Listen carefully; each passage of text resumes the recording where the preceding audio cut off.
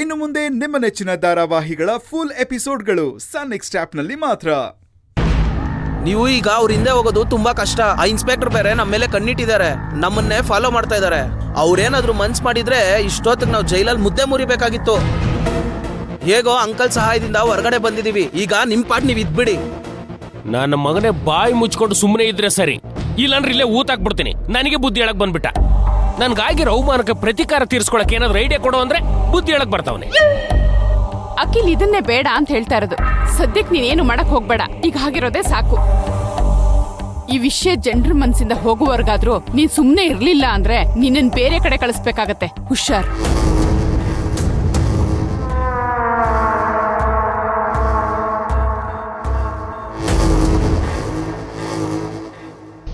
ಅಣ್ಣ, ನಿಮ್ಮಿಂದ ನನ್ ಪ್ರೀತಿನೂ ಕಿತ್ಕೊಂಡೋಯ್ತು. ನೀವಿಂತ ಕೆಲ್ಸ ಎಲ್ಲ ಮಾಡ್ತೀರಾ ಅಂತ ಹೇಳಿ ನಮ್ ಹುಡುಗಿ ನನ್ನ ಬಿಟ್ಟೇ ಹೋದ್ಲು. ಪ್ಲೀಸ್ ಹೇಗಾದ್ರೂ ಮಾಡಿ ನಮ್ಮ ಹುಡುಗಿನ ಒಂದ್ ಮಾಡ್ಬಿಡಿ ಅಣ್ಣ. ಯೋಚನೆ ಮಾಡ್ಬೇಡ ಶಿಷ್ಯ. ಪ್ರೀತಿಗೋಸ್ಕರ ನಾನು ಇಷ್ಟೆಲ್ಲ ಒದ್ದಾಡ್ತಿದ್ದೀನಿ ಅಂದಾಗ ನಿನ್ ಪ್ರೀತಿ ಕೈ ಬಿಟ್ಟು ಹೋಗೋದಕ್ಕೆ ನಾನು ಬಿಟ್ಬಿಡ್ತೀನಾ? ಪದ್ಮಿನಿ ಹತ್ರ ನಾನ್ ಮಾತಾಡ್ತೀನಿ ಬಿಡು. ಅಣ್ಣ, ಯಾಕೋ ನಮ್ಮ ಹಣೆ ಬರದಲ್ಲಿ ಹುಡುಗಿರ್ನ ಪಡ್ಕೊಳ್ಳೋ ಯೋಗನೇ ಬರ್ದಿಲ್ಲ ಅನ್ಸುತ್ತಣ್ಣ. ಯೋಗ ಇಲ್ಲ ಅಂತ ಕೈ ಕಟ್ಟಿ ಕೂರೋನಲ್ಲ ಕಣ ಈ ಅಖಿಲ್. ಯೋಗಕ್ಕೆ ರೋಗ ಬರಂಗ್ ಮಾಡಿ ಆ ಅನುರಾಗನ ಪಡ್ಕೋತೀನಿ. ಅಣ್ಣ, ನೀವ್ ಯಾಕೋ ಭ್ರಮೆಯಲ್ಲಿದ್ದೀರಾ ಅನ್ಸುತ್ತೆ.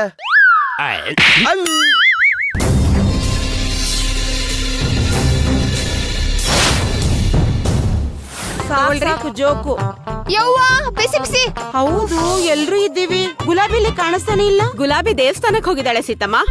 ದೇವಸ್ಥಾನಕ್ಕೆ ಹೋಗಿದಾರಾ? ಅದು ಇಷ್ಟು ಬೆಳಿಗ್ಗೆನೆ? ಹ್ಞೂ ಸಮರ್ಥ್, ನೀನು ಕ್ಷೇಮವಾಗಿ ಮನೆಗ್ ಬರ್ಲಿ ಅಂತ ದೇವ್ರ ಹತ್ರ ಉರುಳ್ ಸೇವೆ ಮಾಡ್ತೀನಿ ಅಂತ ಹರಕೆ ಕಟ್ಕೊಂಡಿದ್ಲಂತೆ. ಅದನ್ನ ತೀರ್ಸಕ್ ಹೋಗಿದ್ದಾಳೆ. ಹೌದು ಸಮರ್ಥ, ನೀನ್ ಸ್ಟೇಷನ್ ಅಲ್ಲಿ ಇದ್ದಾಗ